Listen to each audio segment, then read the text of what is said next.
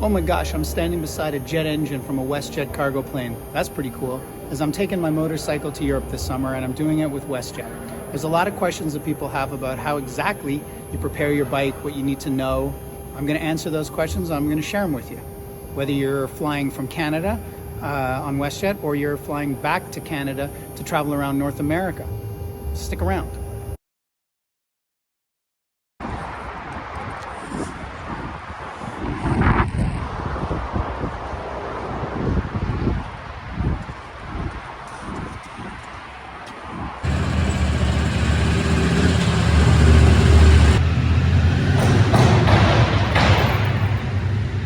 So once you get your bike to cargo, it'll come up on a pallet.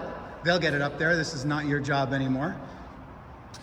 They'll strap it down. Again, their job, not your job. What your job is to make sure the bike has no more than a quarter tank of fuel. You got to leave a key in it.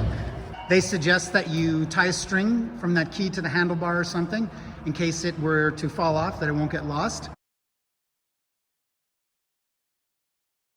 You have to make sure if you have a fuel tank like this that it's cleaned and vented, that it can't expand with the pressure. Super important. You have panniers.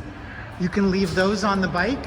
You can leave whatever you have in your panniers with regards to clothing, camping gear, etc. But what you cannot take is any fuel canisters, any pressurized things like chain lube or grease or anything like that. You can have your tools, but just sort of common sense stuff, like the kind of stuff you wouldn't take on a plane. No lithium batteries, nothing like that. They'll strap it down, they'll lock it up. That'll be cool.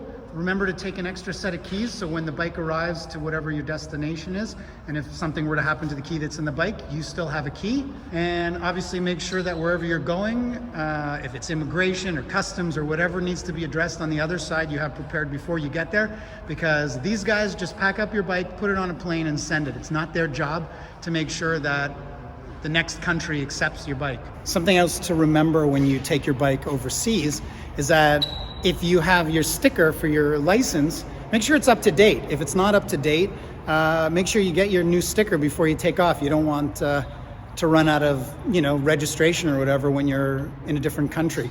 Even if you don't have the sticker and you've paid for it, then download that piece of paper and keep it with you in your tank bag or wherever. Now, of course, every airline is different, but I can tell you with WestJet, flying to Europe, and I'll confirm about if flying back in the other direction from Europe to North America or Canada specifically, they do not crate the bike. They don't put it in any wood box or anything like that. They basically put it on this pallet, strap it down, similar to how a bike would be strapped if you take it on a ferry. That's the record, really. They'll put a piece of wood under the kickstand. If you have a center stand, they'll put it on that.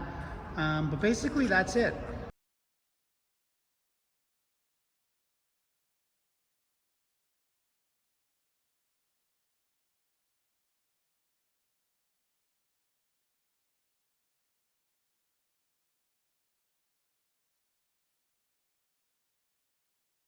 So something to consider is when they strap down the seat like this, could put a lot of pressure on the padding. So you might want to put a foam pad there or something just to protect your seat.